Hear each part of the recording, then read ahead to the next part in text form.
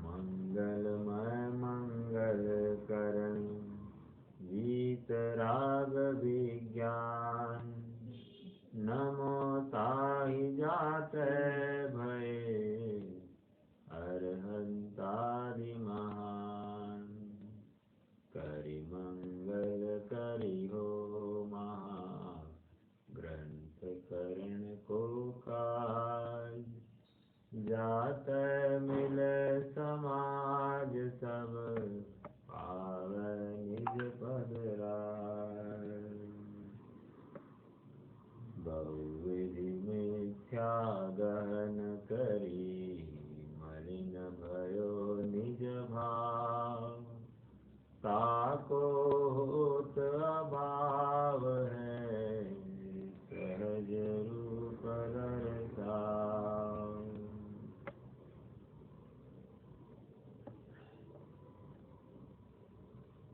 अनादि से जीव किन मिथ्या मान्यताओं में अटका है उसका परिचय यहाँ से पंचम अधिकार से प्रारंभ हुआ है। एक्चुअली इन मिथ्या मान्यताओं को पंचम, छठवें, सातवें ये 3 अधिकारों में बताने वाले हैं और चौथा अध्याय भी वैसे देखा जाए तो जीव अपनी मिथ्या मान्यता से अटका है ये बताने के लिए रखा गया था।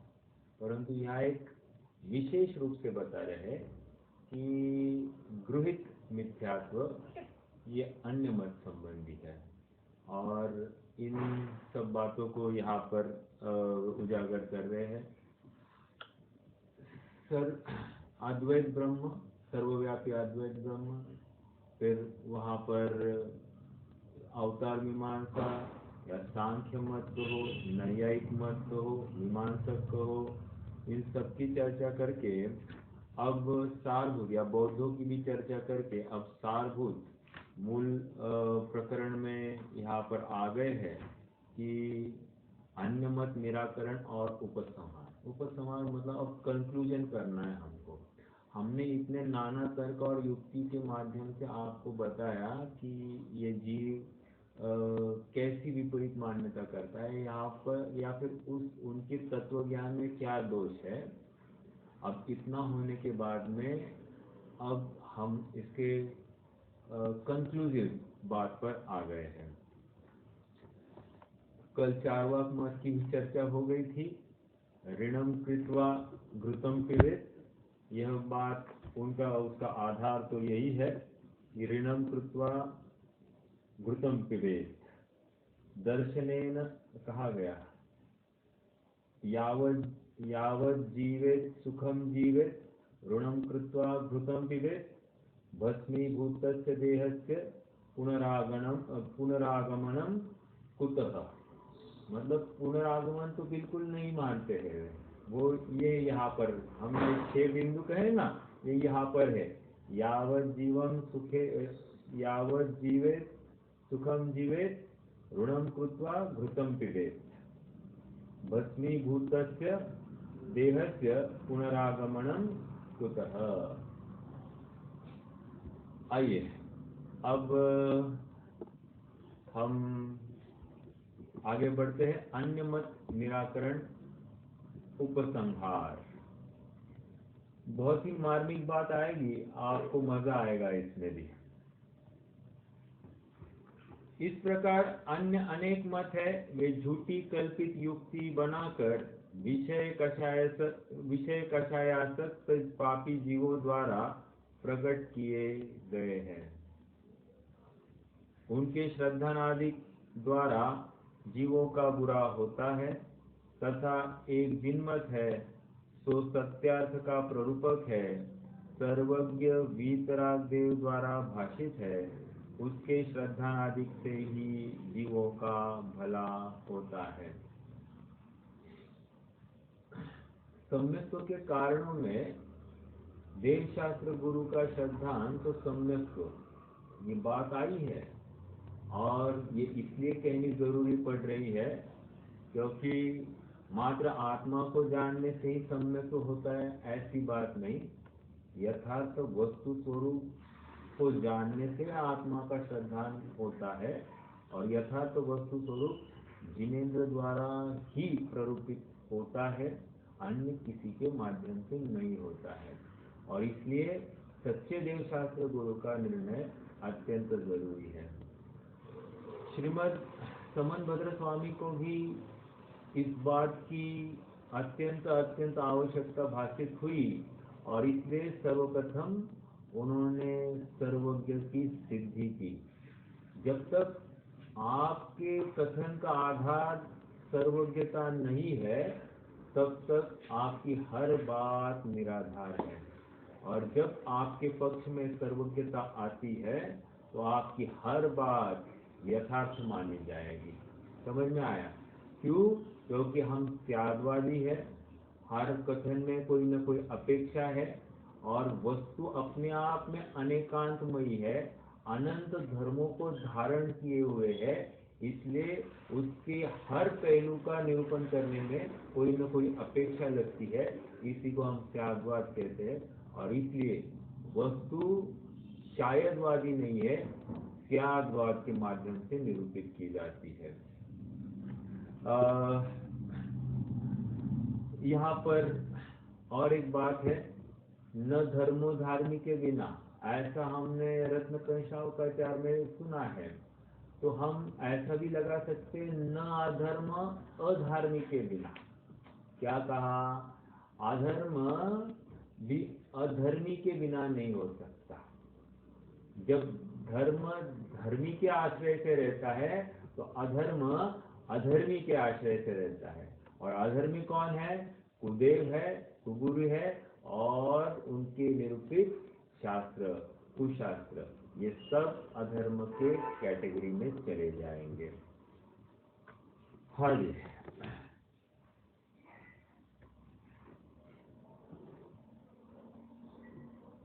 ऐसे जिन मत में जीवादि तत्वों का निरूपण किया है, प्रत्यक्ष परोक्ष दो प्रमाण कहे हैं, सर्वज्ञ वितराग अरहंत देव है, बाह्य अभ्यंतर परिग्रह रहित निर्ग्रंथ गुरु है। इनका वर्णन इस ग्रंथ में आगे विशेष लिखेंगे तो जानना। ये देखिए बोल्ड लाइंस में लिखा है। क्या है बात इसकी? आगे चलकर पंडित साहब देव शास्त्र गुरु का स्वरूप अच्छे से लिखने वाले थे, मुनि स्वरूप अच्छे से लिखने वाले थे, या अरहंत देव का स्वरूप अच्छे से लिखने वाले थे। मतलब पहले लिखा था वो क्या था? वो तो एक ट्रेलर था, और अच्छे से 18 दोष रहित पना आदि आदि सब बातें हैं, वो सब वहां पर आनी थी। लेकिन बात कुछ अन्य प्रकार से ही मंजूर थी और इसलिए ये बात हो न सकी। लेकिन जितना है उसको भी हम यथार्थ समझे तो निश्चित रूप से हमने से अनेक मिथ्या मान्यताओं का अभाव हो सकता है।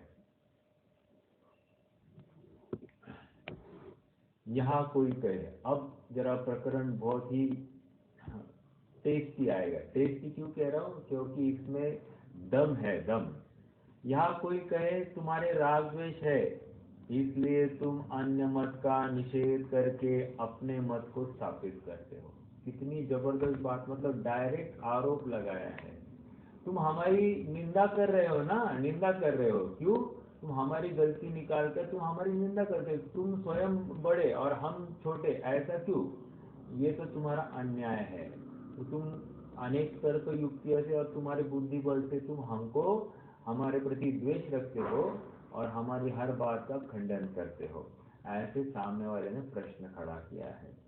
उसे कहते हैं यथार्थ वस्तु का प्ररूपण करने में राग द्वेष नहीं, कुछ अपना प्रयोजन विचार कर अन्यथा प्ररूपण करे तो राग द्वेष नाम पाता है। क्या बात है? हाँ देखिए, मैंने किसी को बोल दिया कि भाई यहाँ से मत जाना, ये रास्ता बंद है। तो रास्ता बंद है, लेकिन इसमें मेरा क्या प्रयोजन था? मेरा तो कोई प्रयोजन नहीं था। तो बस सामने वाले को उसकी कोई तकलीफ कम हो जाएगी, उसका समय बढ़ जाएगा, ये मान सकते हैं प्रयोजन है। इसके अलावा और कोई प्रयोजन नहीं था। ऐसा होते हुए भी कोई कहे कि तुम कोई ना कोई तुम्हारा राग द्वेष है, तुम हमें आगे जाने से रोक रहे हो, तो कह रहे हैं कि ये बात नहीं है। समझ में आया? तो क्या आया? यथार्थ वस्तु का प्रोपण करने में राग द्वेष नहीं होता। जैसी वस्तु है वैसे तो उसका निरूपण किया जाता है। शक्कर मीठी है तो उसका निरूपण मीठा के रूप में किया जाएगा। शक्कर नमकीन है या शक्कर तीखी है, ये कैसे कहा जाएगा? जैसी वस्तु वैसी तो बात होगी। देखो, हमको शक्कर की बात कितने फटाफट हजम हो जाती है। नमक या लवण जो है वो खारा ही होता है, इसमें हमको कोई दो राय है क्या? नहीं। तो ये बात हमको फटाफट घटित हो जाती है। लेकिन आत्मा शरीर आश्रित नहीं है, आत्मा स्व आश्रित है, क्योंकि अपना अपना कार्य वो अपना ही करता है, किसी दूसरे के आश्रित होकर नहीं करता है। अपने अपने सत्व को सर्व वस्तु विलसाए, ऐसे चितवे जीव तब परते ममद न थाए। कहने की बात इतनी है कि प्रत्येक वस्तु अपने स्व चतुष्टय में रहती है, अपने में ही परिणमती है, अपनी अर्थ क्रियाकारित्व को करती है। तो कहीं न कहीं वो सब स्व के आश्रय से करती है। अपना कार्य करने के लिए उसे पर के अवलंबन की जरूरत नहीं है। और इसी बात को हम कह रहे हैं, जैसी वस्तु वैसी बता रहे हैं। तो इसमें राग द्वेष क्या हुआ? समझ में आया? तो तुम जो वस्तु का स्वरूप कहते हो, तुम हमारे अनुसार कह रहे हो, या जैसा वस्तु का स्वभाव है वैसे कहते हो, तो हमको आपकी बात मानने में कोई हर्जा नहीं है। इसलिए मेरी भावना में भी कहा, बुद्ध वीर हरिहर ब्रह्मा, या उसको स्वाधीन कहो। निष्कर्ष क्या आया? जो स्वाधीन है उसे तुम बुद्ध कहो, वीर कहो, हरि कहो, हर कहो, ब्रह्मा कहो, हमको कोई तकलीफ नहीं है। तुम उसको अद्वैत ब्रह्म बोलो, कोई तकलीफ नहीं, लेकिन उसमें स्वाधीनता होनी चाहिए, उसमें राग द्वेष नहीं होना चाहिए, उसमें 18 दोष रहितपना होना चाहिए। ये अगर बात मानते हो आप, तो हमको कोई भी आपत्ति नहीं है। समझ में आया? मतलब हम तो सर्वज्ञ की बात कर रहे हैं, तो सर्वज्ञ वस्तु स्वरूप को देखकर तो उसका निरूपण कर रहा है। सर्वज्ञ ने कोई वस्तु बनाई और फिर उसका ब्रांडिंग करने लग गए, ये बात नहीं है। जैसी वस्तु है वैसे ही उसका निरूपण करना, ये सर्वज्ञता का प्रतीक है। आइए आगे बढ़ते हैं। फिर वो कहता है, पहला तर्क क्या था? तुम हमसे द्वेष करते हो, और इसलिए तुम हमसे द्वेष करते हो, इसलिए तुम हमारी निंदा कर रहे हो और अपना पक्ष तुम घटित करा रहे हो। दूसरा बिंदु, फिर वह कहता है, यदि राग द्वेष नहीं है तो अन्य मत बुरे और जैन मत भला, ऐसा किस प्रकार कहते हो? अरे बात, राग द्वेष नहीं ना तुमको, राग द्वेष नहीं ना, फिर दूसरों को बुरा क्यों कहते हो और जैन मत को अच्छा क्यों कहते हो? साम्य भाव हो तो सबको समान जानो। सब एक है, सब एक है, सब एक है, सभी सुखी होने का ही मार्ग दिखाते। ठीक है? तो कह रहे हैं, मत पक्ष किस लिए करते हो? समाधान उससे कहते हैं, बुरे को बुरा कहते, भले को भला कहते, इसमें राग द्वेष क्या किया? तथा बुरे भले तो समान जानना तो अज्ञान भाव है। कितनी बड़ी बात कह रहे, बुरा और अच्छा। देखो, मेरे पास एक सड़ा हुआ आम है और एक एकदम अच्छा आम है। दोनों को आम कहना क्या वो लॉजिकल है? देखो, सड़ा हुआ आम और एक एकदम अच्छा आम, आम तो कह रहे हैं हम, लेकिन ऐसा होते हुए भी एक को ग्रहण किया जाता है और एक को त्यागा जाता है। जब वहां पर हम एक में इष्ट अनिष्ट की कल्पना करते हैं, तो उसमें कोई उसके प्रति द्वेष है, ये बात नहीं है। ये जो ग्रहण करने योग्य है उसको कहा जाएगा ये ग्रहण करने योग्य है, और जो त्यागने योग्य है उसकी फिर उसमें क्यों त्यागने योग्य है, ये बात का खुलासा किया जाता है। और वही बात हम कर रहे हैं, जैसी वस्तु स्वरूप है वैसे निरूपण करते हैं, और जो जहाँ पर निरूपण यथार्थ करते हैं ऐसा जैन मत है, तो उसकी बात हम स्वीकार ही करेंगे। बुरे को बुरा कहते हैं, भले को भला कहते हैं, इसमें राग द्वेष क्या किया। तथा बुरे भले को समान जानना तो अज्ञान भाव है, साम्य भाव नहीं। अंडरलाइन दिस, बहुत बड़ी बात है। अब इस बिंदु को लेकर अब हम कहीं भी जगत में जाए तो हमको तकलीफ नहीं होनी चाहिए। क्यों? बुरे को बुरा कहना, बुरे भले को समान जानना, ये अज्ञानता है। ठीक है? नहीं हमसे तो अच्छे ना, हमसे तो अच्छे, अरे हमसे अच्छे कहाँ से लाया? वस्तु स्वरूप से न्यारे है ना, वस्तु स्वरूप से परे है ना, ये कह रहे हैं। हम हमसे अच्छे और बुरी की बात नहीं कर रहे हैं।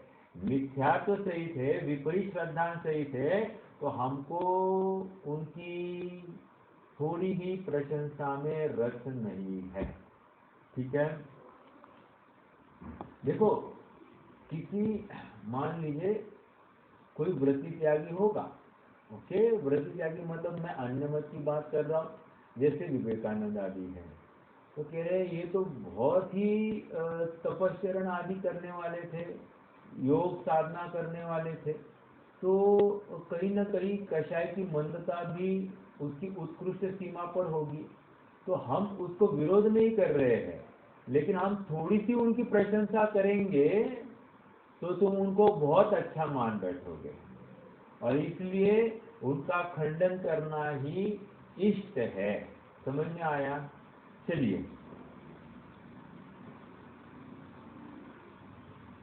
फिर वह कहता है कि सर्व मतों का प्रयोजन तो एक ही है, इसलिए सबको समान जानना। देखो, अभी भी पक्ष नहीं छोड़ रहा है। सभी मत जीव को सुखी करने के लिए उद्यम लिखे गए हैं, जीव को मोक्ष कराने के लिए लिखे गए हैं, तो सभी को समान मानो, क्योंकि सबका ध्येय एक है। देखो, कोई मेरे पास आया था और उन्होंने कहा कि सबका तो एक ही तो काम है।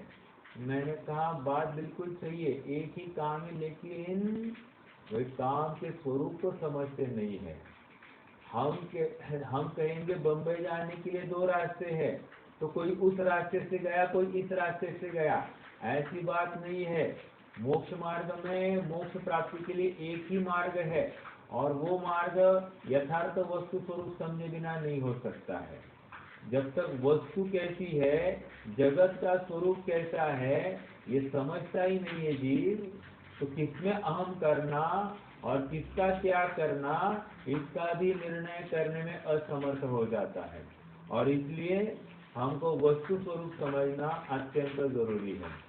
और आप यूँ कहो कि ये स्वयंभू की जो गाथा है, मेरे ख्याल से समय सार की 16वीं गाथा की टीका, और प्रवचन सार की 73 गाथा है मेरे ख्याल से, जब जहाँ तक मुझे याद है कि एक उन्होंने स्वयंभू वहाँ पर स्थापित किया, या भिन्न षटकारक और अभिन्न षटकारक वहाँ पर स्थापित किया। सारा कार्य वस्तु अपने में ही करती है, अपने स्वभाव के आश्रय से करती है, किसी पर का अवलंबन नहीं लेती है। ये वहाँ पर मूल बिंदु है। समझ में आया? और जिसको ये स्वतंत्रता का भान आ जाता है, वो कभी भी परान्मुख नहीं होता, या पर को ताकते नहीं रहता है। वो जानता है, निश्चित करता है कि जब भी सुख आएगा, वो सुख स्वाभाविक भगवान आत्मा के आश्रय से आएगा, क्योंकि वही पर सुख है। सुख कहीं शरीर में नहीं है, सुख कहीं रुपया पैसे में नहीं है, और सुख कहीं विषय भोग में नहीं है। सुख स्वाभाविक भगवान आत्मा में है, और यही वस्तु स्वरूप है, और जैसा वस्तु है वैसे उसका प्रतिपादन किया जाएगा। ठीक है? इसलिए साम्य भाव, हमको किसी के प्रति विद्वेष नहीं है, लेकिन क्या कहे कि हम उनकी बात, वो इतने सीने तान कर खड़े हैं कि हम सही है, हम सही है, तो फिर हमको जबरदस्ती कहना पड़ रहा है कि नहीं भाई तुम गलत हो, और हम ये करुणावश कह रहे हैं, हम कहीं आपके प्रति द्वेष नहीं कर रहे हैं। यदि राग द्वेष होगा तो फिर वो तो कषाय है और उसको बुरा ही कहेंगे, लेकिन हमारा आपके प्रति कोई द्वेष नहीं है। और जगह जगह पर आपको पंडित साहब की इस बात की छटाई दिखाई देगी। देखो किसी ने उनको कह दिया, ये उन्होंने लिखी हुई बात है कि हम आपके प्रति विद्रोह करेंगे, आपके साथ झगड़ा करेंगे, कहेंगे, उन्होंने पंडित साहब कह रहे लेकिन हम तो आपसे झगड़ा नहीं करेंगे। तो जब हम झगड़ा नहीं करेंगे तो आप हमसे झगड़ोगे कैसे? समझ में आया? तो ताली एक हाथ से थोड़ी बजती है, ताली के लिए दो हाथ चाहिए, दो बर्तन एक से टकराएंगे तभी आवाज आती है, खाली बर्तन हवा में घुमाने से आवाज नहीं आता है। तो वही बात है कि संघर्ष के लिए दो चीजें जरूरी है और हम वो दो पना होने नहीं देंगे। आइए आगे बढ़ते हैं। फिर वो कहता है कि सर्वमतों का प्रयोजन एक ही है, इसलिए सबको समान जानना। उससे कहते हैं 137 पेज पर 137, उससे कहते हैं यदि प्रयोजन एक हो तो नाना मत किस लिए कहते हो? समझ में आया? तो आपके इसमें नाना मत क्यों है? एक ही होना चाहिए था ना। कोई अल्लाह को मान रहा है, कोई गॉड को मान रहा है, कोई अद्वैत ब्रह्म को मान रहा है, या ऐसे अलग अलग मत क्यों है? एक ही मत रहना चाहिए था ना। और फिर आपस में आप में मान्यताओं में भी विरोध है, आचरण में भी विरोध है, क्रियाओं में भी विरोध है, ऐसा क्यों दिखाई दे रहा है? समझ में आया? एक कारिका है, तीसरी कारिका है मेरे ख्याल से, तीर्थकृत समयानां च परस्पर विरोधत सर्वेषामाप्तता नास्ति कश्चित् एव भवेद् गुरु। तीर्थकृत समयानां च, तीर्थ अर्थात उपदेश, समय शास्त्र या आत्मा का उपदेश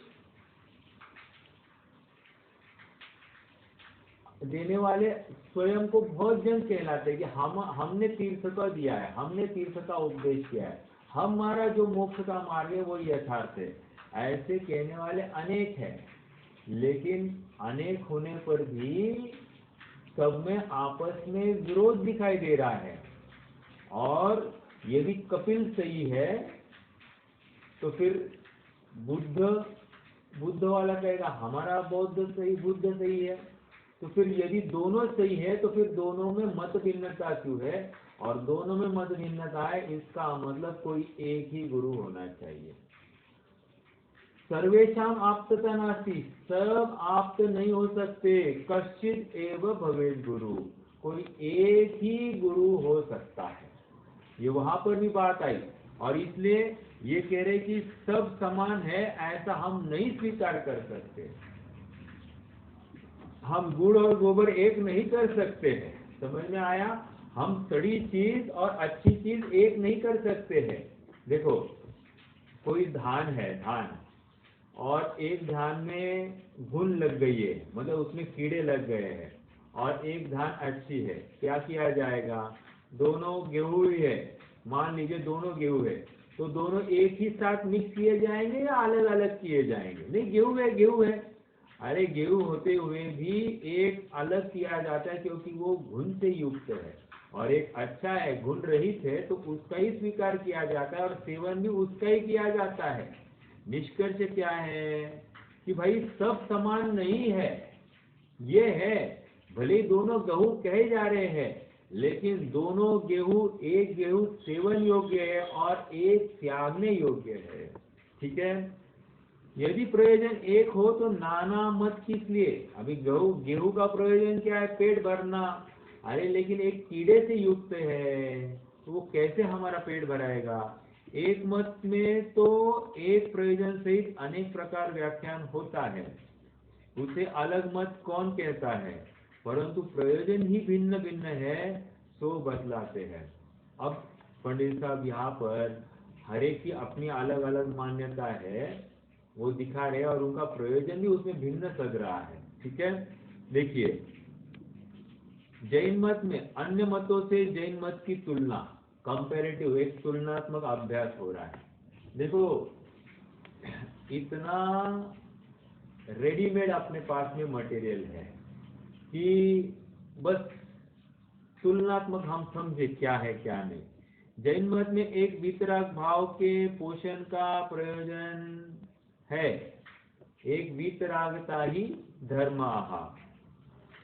सो कथाओं में, लोकादिक के निरूपण में, आचरण में व तत्वों में जहां तहां वितरागता की ही पुष्टि होती है। कथाओं में प्रथमानुयोग, लोकादिक के स्वरूप के निरूपण में यहाँ पर कर्णानुयोग, आचरण में चरणानुयोग, तत्वों में यहाँ पर द्रव्यानुयोग।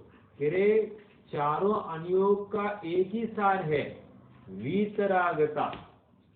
समझ में आया? भले ही कथन में हमको विरोधाभास भाषित हो, लेकिन सबका एक ही प्रयोजन है, वीतरागता। जीव जहां पर खड़ा है वहां से जीव को फिर से अंदर की तरफ लाना, आत्मा की तरफ लाना, यह हर अनुयोग का प्रयोजन है। तो वहां पर कोई मतभेद तो बिल्कुल है नहीं। जैन मत में एक वितराग भाव के पोषण का प्रयोजन है, तो कथाओं में, लोकादिक के निरूपण में, आचरण में व तत्वों में जहां तहां वितरागता की ही पुष्टि की है। तथा अन्य मतों में सराग भाव के पोषण का प्रयोजन है। अन्य मतों में क्या है? सराग भाव का पोषण है। देखो वो सराग भाव क्यों होगा? क्योंकि उनके आश्रयभूत जो है वे स्वयं सरागी है। यदि आश्रयभूत स्थान ही सरागी है तो अपने आप अनुयायी भी सरागी ही होगा।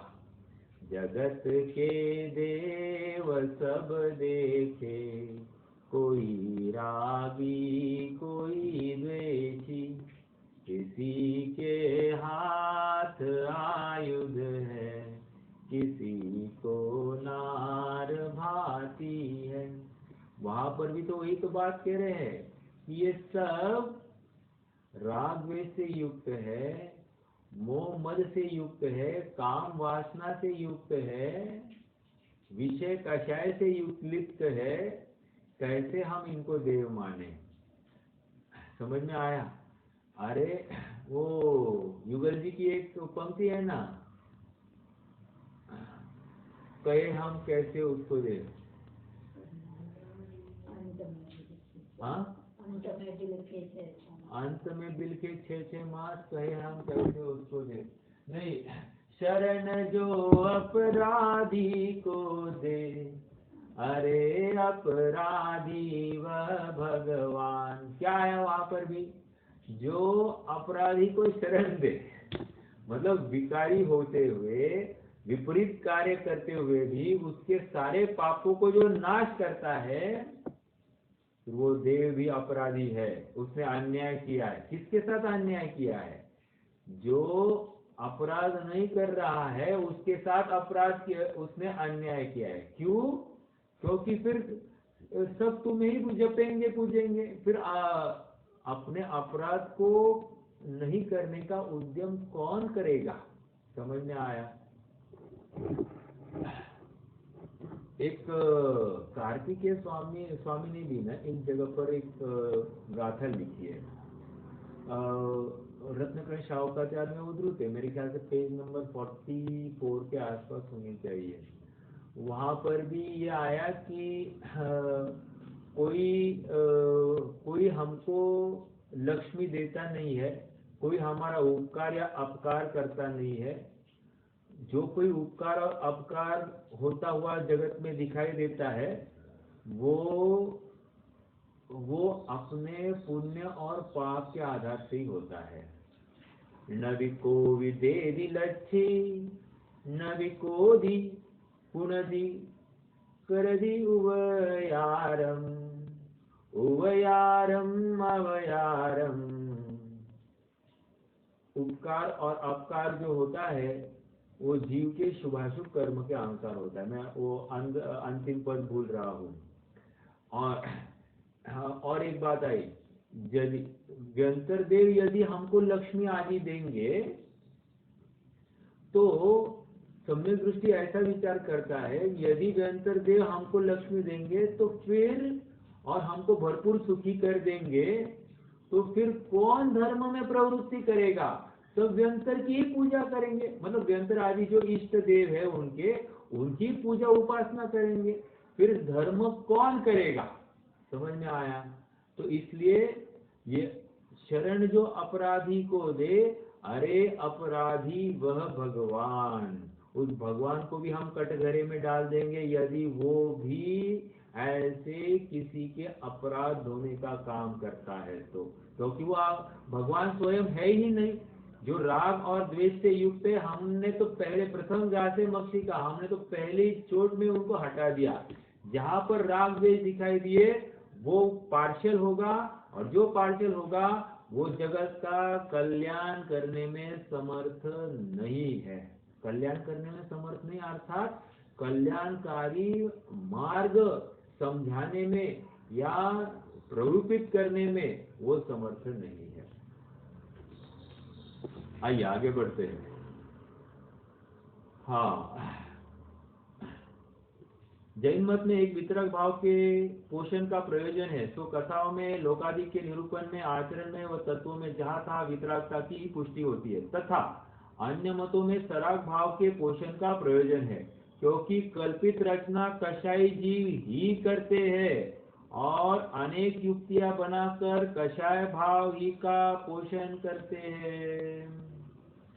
जैसे अब एग्जाम्पल दे रहे, अद्वैत ब्रह्मवादी सर्व को ब्रह्म मानने द्वारा,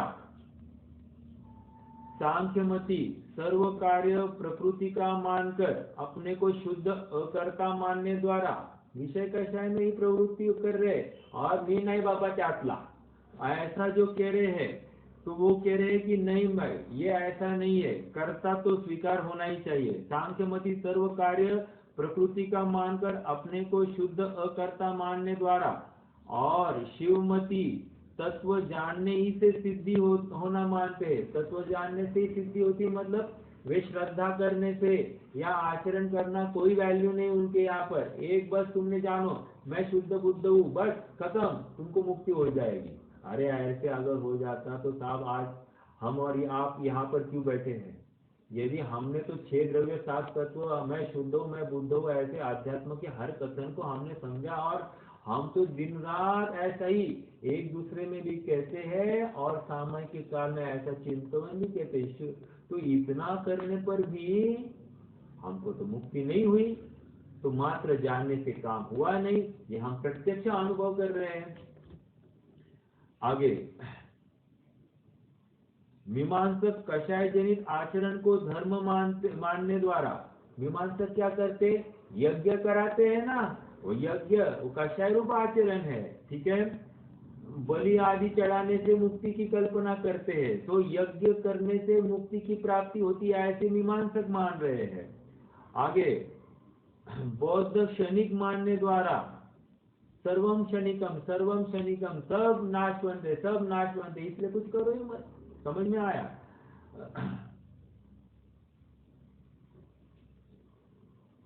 मानने द्वारा, चारवाक पर लोकादि न मानने द्वारा विषय भोगादि रूप कषाय कार्य में स्वच्छंद होने का ही पोषण करते हैं। यद्यपि किसी स्थान पर कोई कषाय घटाने का भी निरूपण करते हैं। अब देखो, मान रहे हैं पंडित साहब कि कदाचित वे कहते भी है, अरे पाप के कार्यों में धर्म नहीं होगा, अधर्म होगा, संसार में भटकन होगी, ये बोलते भी होंगे, लेकिन ऐसा होने पर भी वे देव का अवलंबन कराते हैं और फिर से राग द्वेष में प्रवृत्ति कराते हैं। देखिए, विषय भोगादि रूप विषय कषाय कार्यों में स्वच्छंद होने का ही पोषण करते हैं। यद्यपि किसी स्थान पर कोई कषाय घटाने का भी निरूपण करते हैं, तो उस छल से अन्य किसी कषाय का पोषण करते हैं। जिस प्रकार गृह कार्य छोड़कर परमेश्वर का भजन करना ठहराया और परमेश्वर का स्वरूप सरागी ठहराकर उनके आश्रय से अपने विषय कषाय का पोषण करते हैं।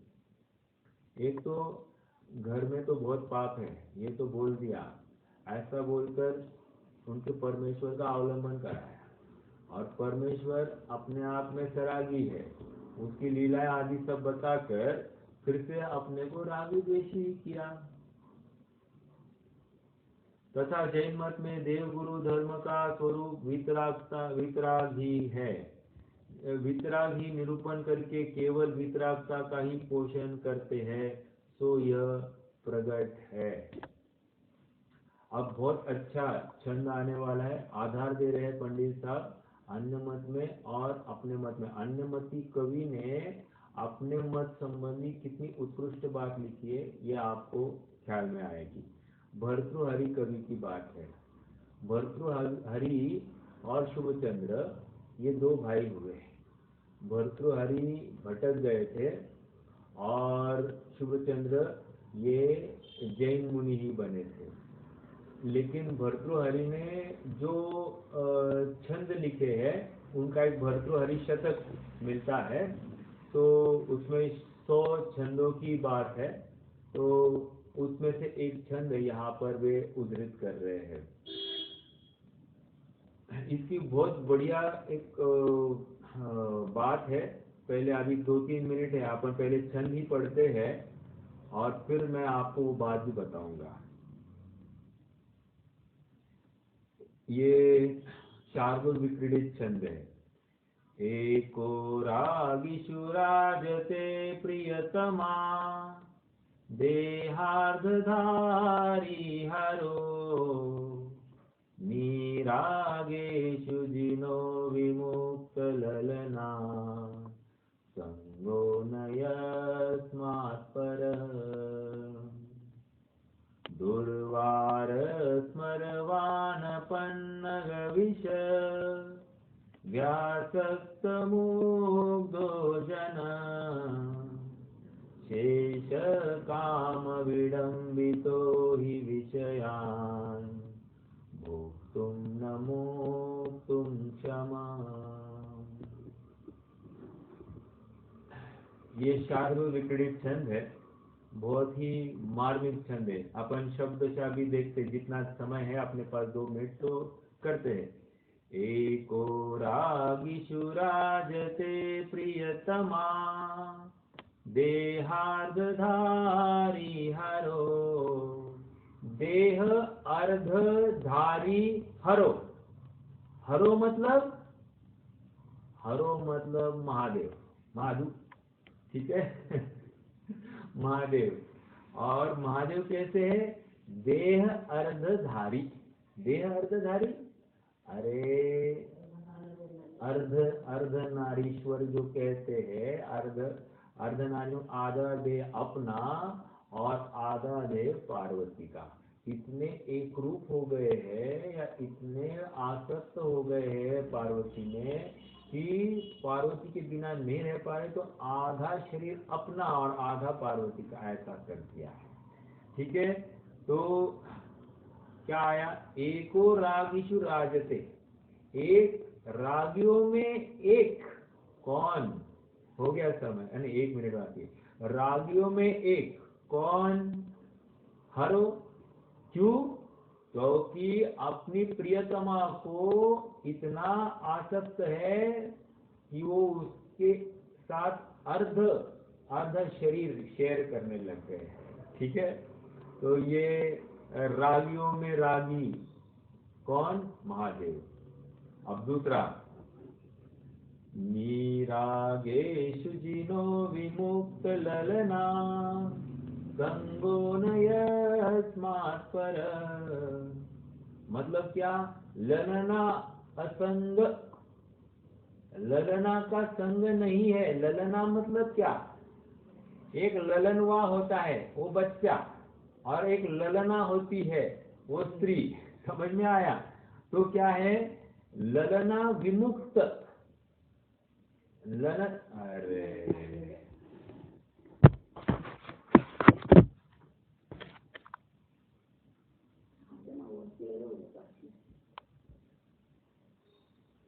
आगे शायद कैसे करना बेटा इसको बता दो।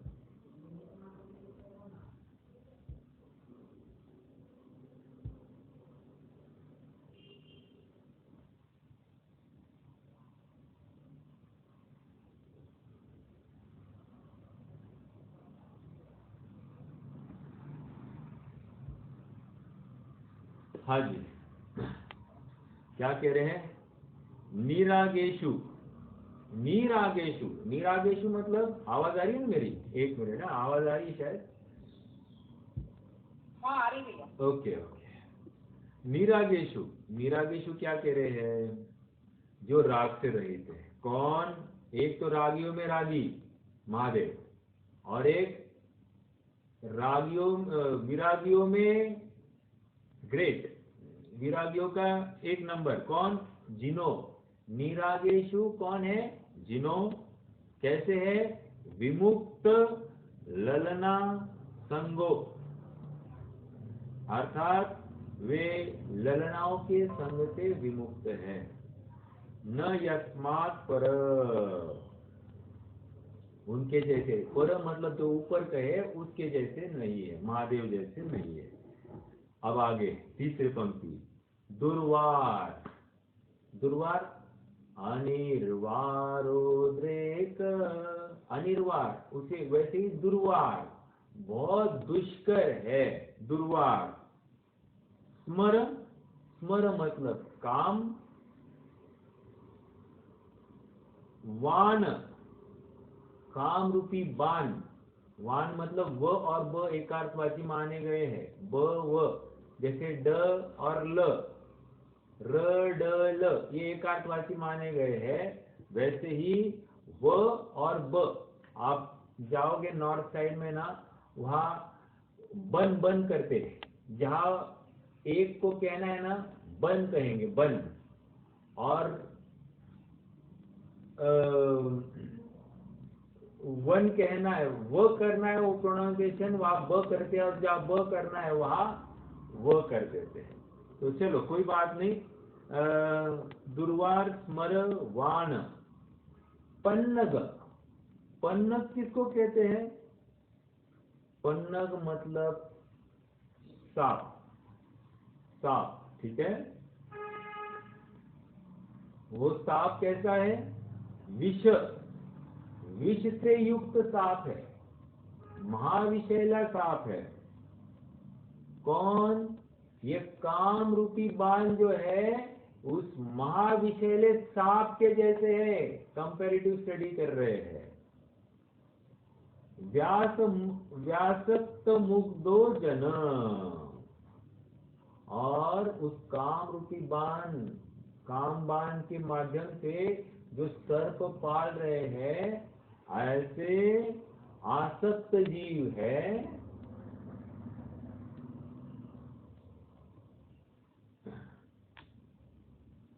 एक मिनट,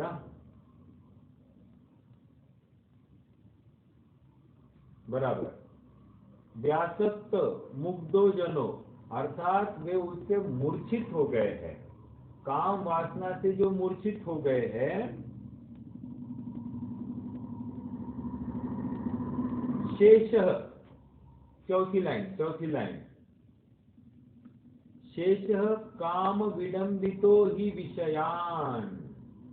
अभी शेष ऐसे है, एक तो विरागी है, एक है पूरे काम से पीड़ित, दो हो गए। अब एक तीसरी कैटेगरी कह रहे हैं, वो काम को थोड़ा, काम से पीड़ित भी है लेकिन काम करने के लिए प्रवृत्ति भी नहीं कर रहे हैं। समझ में आया?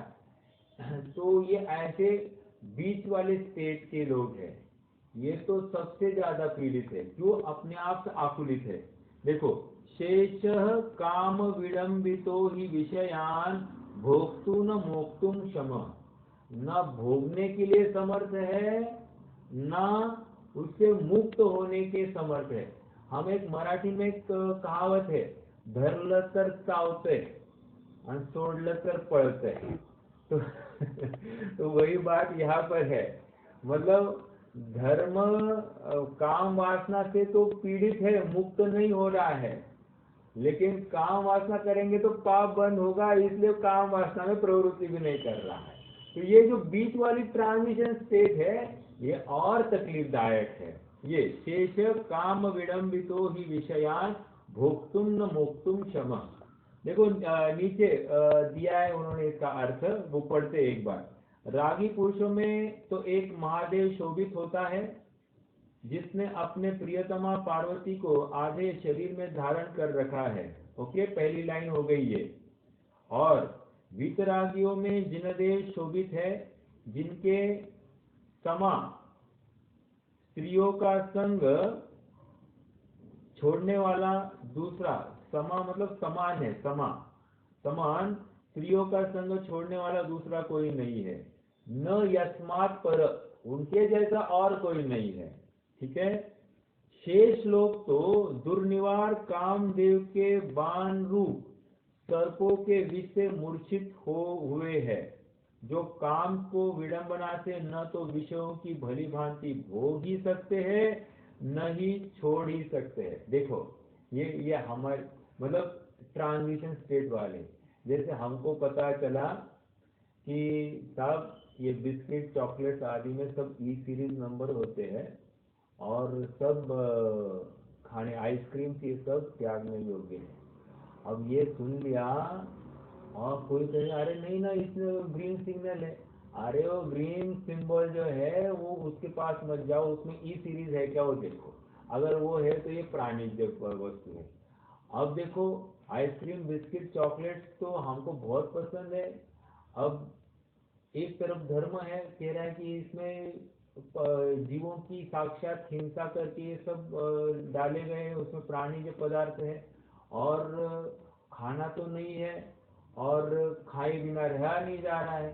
तो ऐसी जो आकुलता है, ये कह रहे हैं इस काम रूपी वासना के बाण से सब मूर्छित हो गए हैं।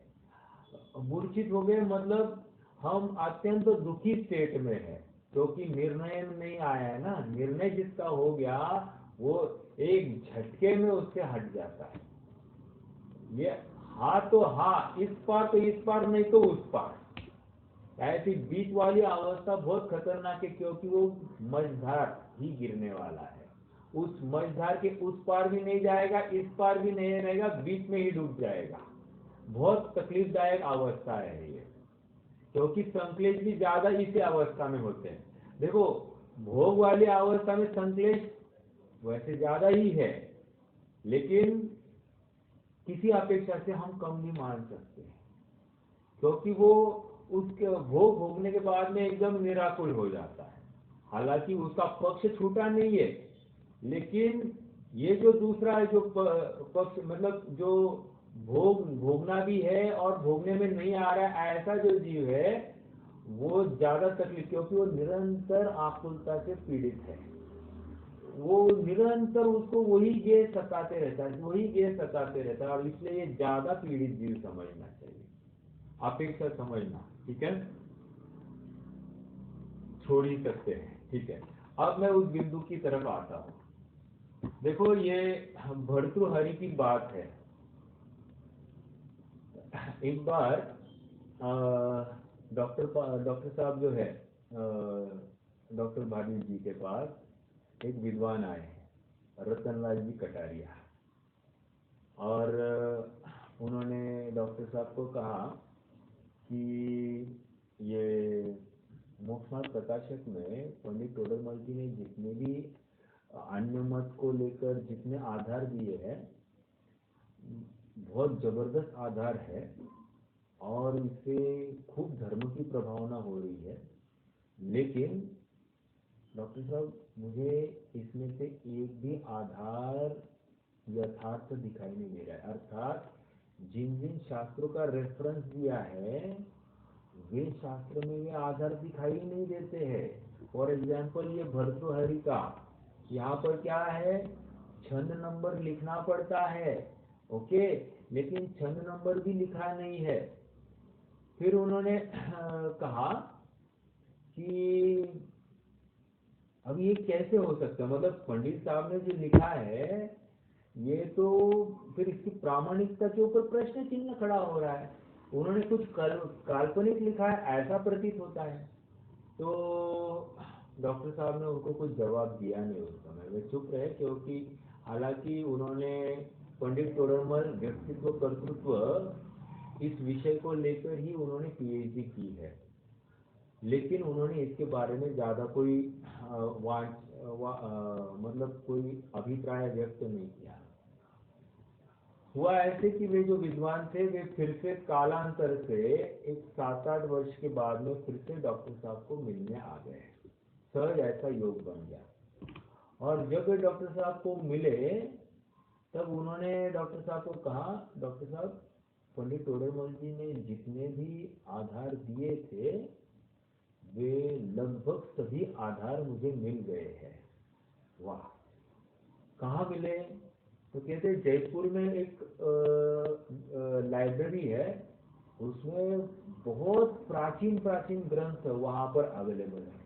तो उस लाइब्रेरी में जाकर उनको ये सब ग्रंथ की मिले हैं। तो अब प्रश्न खड़ा हो रहा है कि अति प्राचीन ग्रंथ जो है उनमें ये आधार है, लेकिन जो नए नए ग्रंथ है उसमें ये आधार दिखाई नहीं दे रहे। क्या कारण होगा? कारण इतना ही है कि पंडित साहब के पहले के ग्रंथों में पाए जा रहे हैं और पंडित साहब की हयाती और उसके बाद के ग्रंथों में ये नहीं पाए जा रहे। इसका मतलब अन्य मतियों ने उनके ये जो तर्क है वे देखकर वे तर्क ही वे प्रसंग ही वहां से हटा दिए हैं। देखो भर्तृहरि ये अन्यमति कवि था और उन्होंने वितरागियों में जिनेश्वर भगवान को कहा और रागियों में रागी ये महादेव को कहा। अर्थात वे स्वयं मान रहे हैं कि हमारे देव ऐसे हैं और तुम्हारे देव अच्छे हैं, ये वे स्वयं इसका दाखला दे रहे। तो जब वे दाखला दे रहे तो हम उनका दाखला लेंगे कि नहीं लेंगे? बिल्कुल लेंगे। तो वही बात हो गई। और इसलिए ये कह रहे हैं कि पंडित साहब के लेखनी को लेकर उस समय में आप थोड़ा सा अनुमान लगाना कि उस समय में जो कोई समाज होगी जैन जैनेतर सबने बहुत भय रखा था कि ये अपने बारे में क्या लिखेंगे, अपने बारे में क्या लिखेंगे। और जो लिखा वो बराबर इतना तर्क और सटीक तर्क संगत और सटीक था कि कोई भी ले पर्सन उसको स्वीकार कर लेता। और इसलिए फिर उनके अनुयायी कम होने की संभावना वहां पर उनको लगी। तो उन्होंने क्या किया, उस समय फिर षड्यंत्र किया और राजा के पास गए और राजा को कहा कि महाराज ये तोडरमल जी हमारे देवी देवताओं के बारे में अनाप शनाप कुछ भी लिखते हैं और हमारी धर्म भावनाओं को ठेस पहुंचा रहे हैं। तो राजा ने पंडित साहब को बुलाया और उनको पूछा कि आपने ये सब बातें लिखी है? तो पंडित साहब ने कहा हाँ मैंने लिखी है मेरे ग्रंथ में। तो तुमने ये किस प्रमाण से लिखी है? तो उन्होंने कहा मैं इन्हीं के शास्त्रों के आधार से लिखी है। तो फिर उनके सामने शास्त्र लाए गए और उनको बोलो दिखाओ बोला। तो वे दिखा नहीं पाए उसमें। क्यों? क्योंकि उसी समय में मैनिपुलेट करके जो जो आधार इन्होंने लिखे थे सब आधार निकाल दिए गए थे, तो उनके शास्त्र में नहीं मिले। तो फिर पंडित साहब ने कहा मेरे पास जो शास्त्र है मैं शास्त्र लेकर आता हूँ और आपको दिखाता हूँ। तो उनके पास जो उनकी वैयक्तिक कॉपियाँ थी वे कॉपियाँ लेकर आए और एक एक कॉपी का आधार उन्होंने दिखाया, तो राजा ने उनको निर्दोष बलि कर दिया, तो अर्थात उनको छोड़ दिया। कहने की बात इतनी है कि अगर उनके पास में वे आधार नहीं होते तो शायद उसी समय उनका मृत्युदंड दिया जाता। तो पंडित साहब को बिल्कुल आहट लग गई थी कि अपना कुछ तो होने वाला है, और इसलिए वे कह रहे हैं यहाँ पर, हम तो किसी के प्रति राग द्वेष नहीं कर रहे हैं, हम तो जो यथार्थ है उस यथार्थ बात का निरूपण कर रहे हैं, हमारे में किसी के प्रति द्वेष भाव नहीं है। समझ में आया? देखो आपको ना मैं आधार देता हूँ और आधार देता हूँ। 7वें अध्याय का एंड में आ जाइए, 7th अध्याय का एंड, पेज नंबर है 260 के आसपास होगा। देखिए एक मिनट। हाँ 266 का बॉटम और 267 का टॉप। यहाँ नाना प्रकार के मिथ्या दृष्टियों का कथन किया। मैं 7वें अध्याय का एंड पढ़ रहा हूँ, पेज नंबर 266 की लास्ट 2 लाइन। यहाँ नाना प्रकार के मिथ्या दृष्टियों का कथन किया। उसका प्रयोजन यह जानना कि उन प्रकारों को पहचान कर अपने में ऐसा दोष हो तो उसे दूर करके सम्यक श्रद्धानी होना। Underline this. अपने में मतलब हमने इतने सब बातों का निरूपण किया, अन्य गलतियों के मतलब जिसमें ये गलतियां पाई जा रही है, ये सब हमने कहा। ये किस लिए कहा है? स्वयं का लोटा छानने के लिए कहा है। दूसरा का लोटा या दूसरे का छानना ठीक है या खराब है या कुछ है, ये देखने के लिए नहीं कहा है। अपना लोटा छानकर पानी पीने के लिए कहा है हमने। दिस इज ऑर्डर समझ कर ये कहना। उन प्रकारों को पहचान कर अपने में ऐसा दोष हो तो उसे दूर करके सम्यक श्रद्धानी होना। औरों को ही ऐसे दोष देखकर कसाई नहीं होना। देखो कोई मेरे पास आए और उनका कोई आचरण ठीक नहीं है, तो मैं उनकी बहुत खूब निंदा करूं, इसमें कौन सी बड़प्पन है? मैं तो ये कर सकता हूँ कि उनमें ऐसी गलती पाई जा रही है, जो स्वच्छंदता पाई जा रही है, वो स्वच्छंदता मुझ में तो नहीं है, इसका मैं विचार करूं। और मुझ में किस प्रकार नहीं आए इसका मैं विचार करूं। वो भी ऐसे है, वो भी ऐसे है, वो भी ऐसे है, ऐसा कहकर उनका मैं दाखला दूं और अपनी कषाय का पोषण करूं, ये कोई समझदारी नहीं है। ये तो त्र्यंगुलम पातयन पद्भ्याम स्वयं दंडेन पात्यते। यदि मैं ऐसा करता हूँ तो राग द्वेष से युक्त होता हूँ, और राग द्वेष से युक्त होने से मैं और कुछ नहीं करूंगा, अपने पैर पर ही कुल्हाड़ी गिराने का कार्य करूंगा। समझ में आया? ठीक है, ये एक बात हो गई। अब आगे बढ़ते हैं। चलो आ जाइए अपने प्रकरण में, पेज नंबर 133 का नीचे। इसमें सरागियों में महादेव को प्रधान कहा और वितरागियों में जिनदेव को प्रधान कहा, तथा सराग भाव और वितराग भाव में परस्पर प्रतिपक्षीपना है। यह दोनों भले नहीं है, परंतु इनमें एक ही हितकारी है और वह वितराग भाव ही है। कितना स्ट्रांगली ही लगाया। You know what is he and what is भी? आपको ही और भी में अंतर समझता है?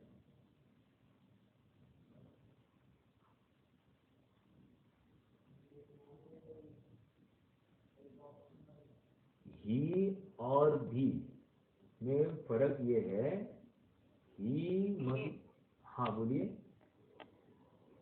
भी मतलब अपेक्षा लगाइए ना। हाँ अपेक्षा लगाइए, लेकिन ही मतलब दृढ़ता का प्रतीक है, और भी वह अपेक्षा का प्रतीक है, बराबर है, अपेक्षा लगाई है, लेकिन सर्वथा ही ये सम्यक नहीं होता और सर्वथा भी मिथ्या नहीं होता या ढुलमुल का प्रतीक नहीं होता। भी ये त्यागवाद का प्रतीक है और ही ये सम्यक एकांत का भी प्रतीक हो सकता है। ठीक है, तो हमको जैसी जहां पर अपेक्षा है उस अपेक्षा को लगाना चाहिए। या ही ये एकांत भी हो सकता है और भी ये मिथ्या अनेकांत भी हो सकता है।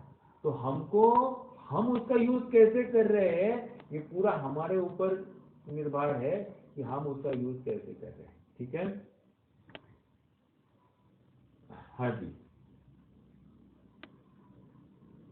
दोनों भले नहीं है परंतु इनमें एक ही हितकारी है और वह वितराग भाव ही है, जिसके मतलब ये भी अच्छा है ये भी अच्छा है ऐसा नहीं। जैसे नमो लोहे सव सावनम का अर्थ बहुत बहुत से लोग क्या करते, हमारे भी और तुम्हारे भी सब अच्छे है, सब अच्छे कहकर गुड़ गोबर एक हो गया है।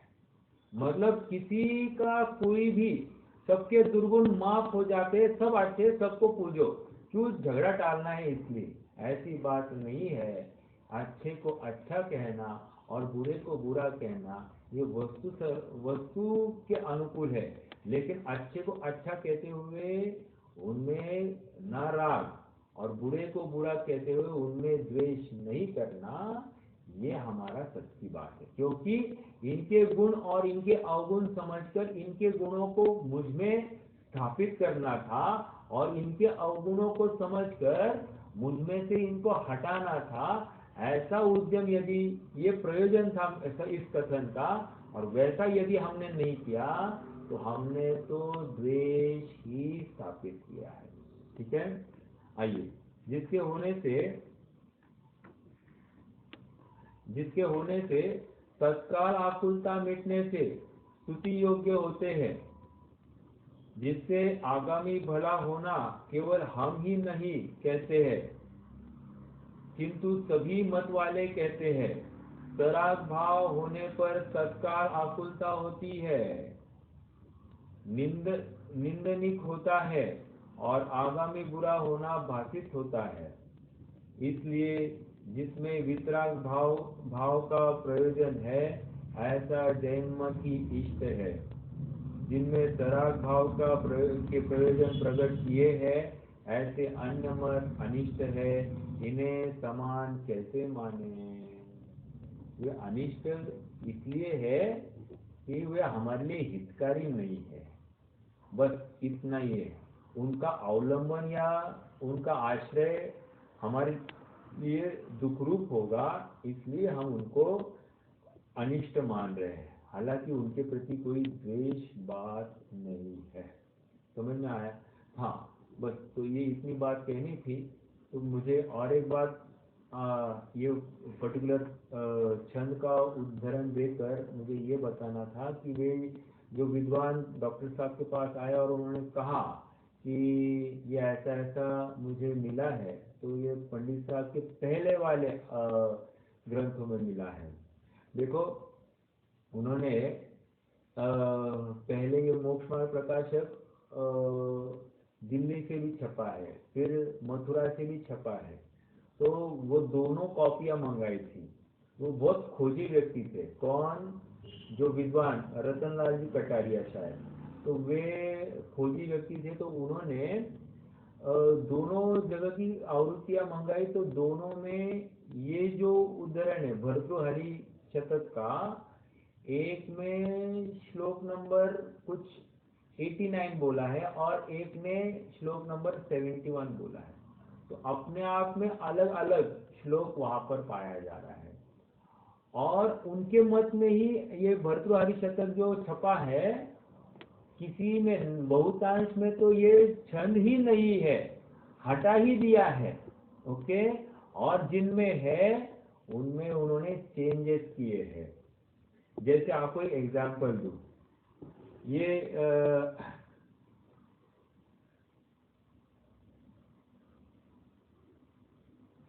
निरागेशु है ना, निरागेशु सेकेंड लाइन का निरागेशु, वहां पर निरागेश्वपी यो, निरागेश्वपी यो, इसका अर्थ क्या? राग व वितराग में हरो ही श्रेष्ठ है। क्या कहा? ये निरागेश्वपी यो, इतना खाली निरागेशु जिनो के बदले क्या किया? निरागेशो यो, ऐसा उन्होंने अर्थ चेंज किया। फिर से पढ़ता हूं, निरागेश्वपी यो, क्या? निरागेश्वपी यो, पढ़ू मैं पूरा लाइन। निरागेश्वपि यो विमुक्त ललना संगो न यस्मात् पर, मतलब रागी में भी हरि और वितरागी में भी हरि, हर मतलब हरो, तो दोनों में उन्होंने एक ही घटित करके दिखाया। तो ऐसा संस्कृत का छंद में चेंज कर दिया।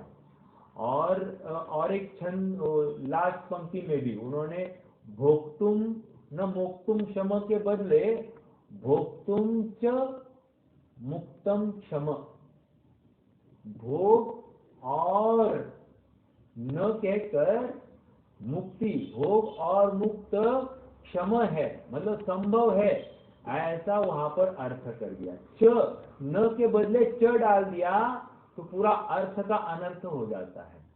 तो ऐसे भी उनके छंद प्राप्त होते हैं।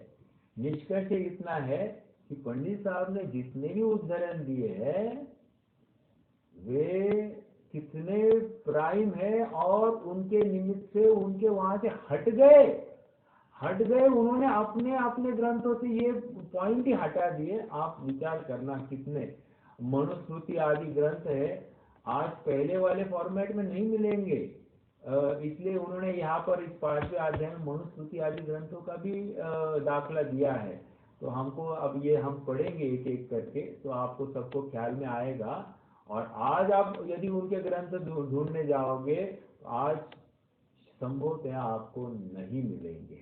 ओके, तो पंडित साहब का कितना लोहा था और कितना धास्ती, आपण मराठी में कहते हैं किती धस्ती घेतली, तो वैसी धस्ती अन्य मत वालों ने ली होगी, इसका हमको ज्ञान होता है। ठीक है, चलिए कोई प्रश्न है तो रख सकते हैं, नहीं तो अपन जिनवानी स्थिति करेंगे।